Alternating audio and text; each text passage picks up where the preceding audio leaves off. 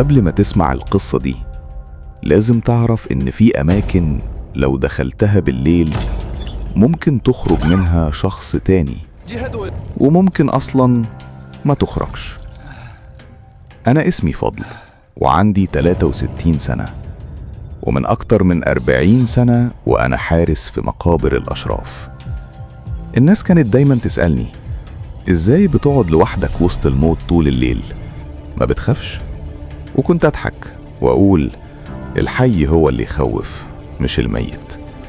بس الحقيقة إني كنت غلطان، لأن في ليلة سمعت حاجة من جوه المقابر، ومن الليلة دي عمري ما نمت مرتاح تاني. المقابر دي مش زي أي مقابر، دي مقابر قديمة جدا، أقدم من أغلب البيوت اللي حواليها. فيها قبور حجرية وسراديب تحت الأرض محدش يعرف نهايتها فين. وأنا شغال هنا من زمان، ورثت الشغلانة عن أبويا وهو ورثها عن جدي. في عيلتنا حراسة المقابر ما كانتش شغلانة، كانت لعنة. بس محدش فيهم قال لي الحقيقة، محدش حذرني من اللي ممكن تشوفه لما تبقى لوحدك في المقابر بعد نص الليل. أول حاجة غريبة حصلت كانت سنة 1986، ليلة شتوية باردة. الهوا كان ساكت بشكل يخوف، والريح فيها صفير غريب. كنت قاعد في الأوضة الصغيرة اللي جنب البوابة الرئيسية بشرب شاي وبسمع راديو قديم عشان الوقت يعدي. الساعة كانت حوالي 11:30، وفجأة الراديو طفى لوحده. مش الكهرباء اللي قطعت، لا، النور كان شغال عادي، الراديو بس هو اللي سكت. فضلت أبصله شوية، وبعدها سمعت صوت خطوات تقيلة بتمشي فوق التراب ببطء. الصوت كان جاي من جوه المقابر، من ناحية القبور القديمة. في الأول قلت يمكن حلب أو قطة، لكن مع كل خطوة كنت بسمعها كنت حاسس إن اللي بيمشي ده مش إنسان حي. مسكت الكشاف وخرجت. الممر بين القبور كان ضيق ومظلم، والكشاف نوره ضعيف وسط الضلمة، وكل ما امشي خطوة الصوت يقرب أكتر، لحد ما وقف فجأة. نورت بالكشاف قدامي، مفيش حاجة، سكون كامل، حتى الهوا وقف. كنت لسه هلف وارجع، لكن رجلي لمست حاجة باردة فوق التراب. نزلت الكشاف تحت ولقيته كفن أبيض مفروش على الأرض، كأن حد كان نايم جواه وقام حالا. وقفت مكاني متجمد. أنا حافظ المقابر دي قبر، والكفن ده ما كانش موجود قبلها. والأغرب إنه كان نظيف بشكل مرعب، أبيض ناصع، من غير تراب، من غير نقطة طين واحدة، كأنه لسه خارج من على ميت. ومن الليلة دي الكفن بقى يظهر كل يوم الساعة 3 الفجر بالظبط، كل ليلة في مكان مختلف. مرة قدام باب الأوضة، مرة جنب قبر قديم، ومرة في نص الممر كأنه مستنيني أعدي من جنبه. وأنا عمري ما قربت منه، كنت أبصله من بعيد وارجع أقفل على نفس الأوضة. لكن بعد كل مرة أشوفه فيها كنت أحس إن في حد واقف ورايا، حد بيتنفس بهدوء قريب جدا، لدرجة إني ساعات كنت أسمع النفس في ودني. لكن لما لف ملاقيش حد. وكل ليلة بعد ظهور الكفن المقابر كانت بتبقى أهدى من الطبيعي، هادية بشكل غلط، لدرجة إنك ممكن تسمع صوت قلبك. وفي ليلة صحيت مفزوع على صوت خبط، تك تك تك. فتحت عيني بالعافية. الصوت كان جاي من بره الأوضة. بصيت من الشباك، ووقتها شفت حاجة عمري ما هنساها طول ما أنا عايش. الكفن الأبيض كان واقف في نص الممر بين القبور، بيتحرك مع الهوا ببطء، لكن ما كانش فيه أي حد جواه. ومن الليلة دي عرفت إن اللي بيحصل في مقابر الأشراف مش طبيعي، وإن اللي ساكن هنا مش كلهم أموات. أنا كنت فاكر إن الكفن الأبيض ده أسوأ حاجة ممكن أشوفها في المقابر، بس الحقيقة الحقيقة إن اللي شفته بعدها خلاني أتمنى إني ما اشتغلتش هنا يوم واحد في حياتي. بعد ظهور الكفن بحوالي سنة ابتديت أسمع صوت جديد، مش خطوات ولا خبط، كان صوت نواح واطي حزين جاي من تحت الأرض نفسها. أول مرة سمعته كانت الساعة داخلة على 1 بعد نص الليل. كنت قاعد في الأوضة الصغيرة بحاول أشغل نفسي بأي حاجة عشان ما بصش ناحية المقابر، وفجأة سمعته صوت راجل بيئن بطيء متقطع كأنه بيتعذب. في الأول افتكرت صوت هوا داخل بين القبور، لكن بعدها سمعت كلمات، صوت بعيد جدا لكنه واضح: حرام عليكم. وبعدين سكت. جسمي كله تلج. قمت من مكاني وفتحت الشباك الأوضة بحذر. الليل كان ساكت بشكل مرعب، لكن النواح كان لسه موجود وجاي من ناحية القبور الشرقية، من المنطقة القديمة، أقدم جزء في المقابر كلها. قفلت الشباك بسرعة وحاولت أقنع نفسي إن ده وهم، بس الصوت فضل يرجع كل ليلة، نفس الميعاد ونفس الجملة: حرام عليكم. وفي كل مرة كان يقرب أكتر، لحد ما في ليلة صحيت مفزوع. الصوت كان قدام باب الأوضة مباشرة، مش بعيد، قدام الباب. حسيت إن حد واقف بره وبيبكي. فضلت ثابت مكاني مش قادر أقوم، لكن الصوت موقفش، فضل ينوح ويئن وكأنه مصاب. وفي لحظة سمعت صوت حك على التراب، زي ايدين بتحاول تزحف. هنا قلبي وقع. مسكت الكشاف بالعافية وقربت من الباب وفتحت ببطء. الهواء البارد دخل مرة واحدة. نورت بالكشاف قدامي ومفيش حد، لكن الأرض قدام الباب كانت كلها علامات، آثار إيدين كبيرة بشكل غريب، كأن راجل كان بيزحف على التراب. والأغرب إن العلامات دي كانت طالعة من بين القبور وجاية لحد باب أوضتي مباشرة. وقفت أبصلها وأنا مش قادر أتنفس. الأصابع كانت طويلة بشكل مش طبيعي، وآثار الحفر في التراب كأن اللي كان بيزحف كان بيتألم. فضلت واقف أبص شوية، وبعدين سمعت صوت نفس ورايا بالظبط.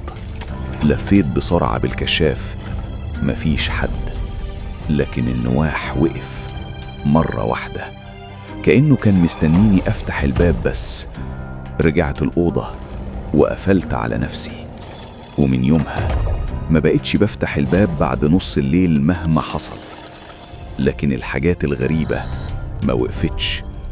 بعدها بأسبوع تقريبا بدأت ألاحظ حاجة في وسط المقابر. كان في قبر قديم جدا أنا عارفه من زمان، قبر كبير فوقه حجر ضخم وعليه كتابات قديمة محدش فاهمها. بس الغريب إن عمري ما كنت بحب أبص له.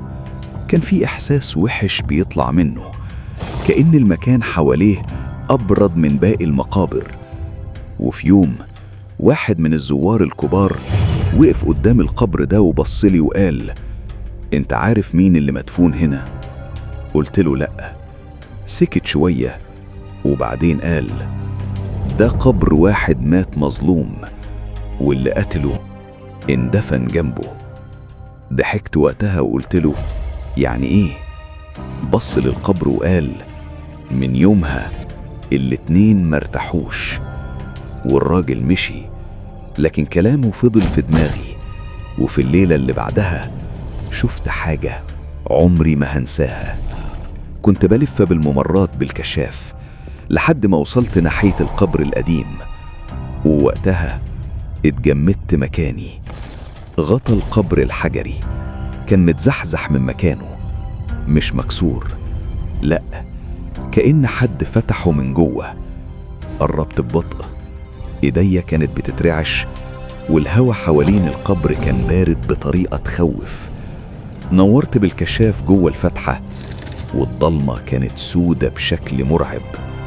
لكن اللي رعبني فعلا إن القبر كان فاضي، مفيش جثة، مفيش عظم، مفيش أي حاجة.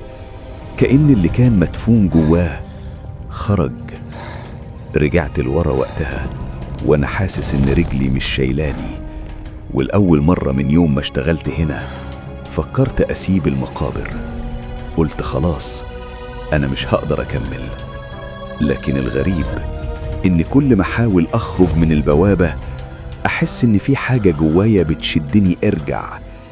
إحساس غريب، كأن المكان نفسه رافض يسيبني أمشي.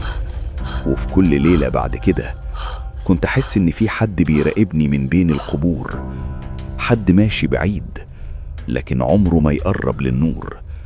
وعرفت وقتها إن اللي ساكن مقابر الأشراف مش ميت واحد، دي حاجات كتير، وحاجات لسه صاحية. بعد اللي حصل مع القبر المفتوح ما بقتش بنام تقريبا. كل ليلة نفس الإحساس، إن في حد واقف بعيد وسط القبور بيراقبني. وساعات كنت أصحى من النوم على صوت خطوات بتمشي حوالين الأوضة ببطء، كأنها مستنية إني أفتح الباب، لكن عمري ما كنت بفتحه لحد الليلة دي، الليلة اللي كل حاجة اتغيرت بعدها. كان شهر ديسمبر، الدنيا برد بشكل صعب والسما سودة من غير قمر. الساعة كانت 2 الفجر وأنا قاعد لوحدي في الأوضة. حاولت أشغل الراديو القديم لكن مفيش محطة كانت شغالة، كله تشويش. وفجأة التشويش وقف وسمعت صوت راجل عجوز بيهمس: اسمعني أرجوك. تعالى. جسمي كله اتجمد. الراديو كان مقفول أصلا لكن الصوت رجع تاني: تعالى عند القبر. قفلت الراديو ورميته بعيد، لكن بعدها مباشرة سمعت خبط، تك تك تك. الخبط كان جاي من بره الأوضة، بالظبط من ناحية القبر القديم. فضلت ساكت شوية وبعدين غلطتي الكبيرة حصلت. قررت أروح. مسكت الكشاف وخرجت. الهوا بره كان تقيل بشكل يخوف، والضلمة كانت أغمق من أي ليلة قبلها. كل خطوة كنت بمشيها بين القبور كنت حاسس إن حد ماشي ورايا، لكن لما لف ملاقيش حد. وصلت للقبر القديم والكشاف كان بيترعش في إيدي، ولما نورت قدامي قلبي وقف. القبر كان مفتوح بالكامل، الغطا الحجري متشال على جنب، والضلمة جواه سودة بشكل مرعب. وقفت مكاني، كنت لازم أرجع. أي إنسان طبيعي كان هيجري، لكن في حاجة جوايا كانت بتشدني أبص جوه.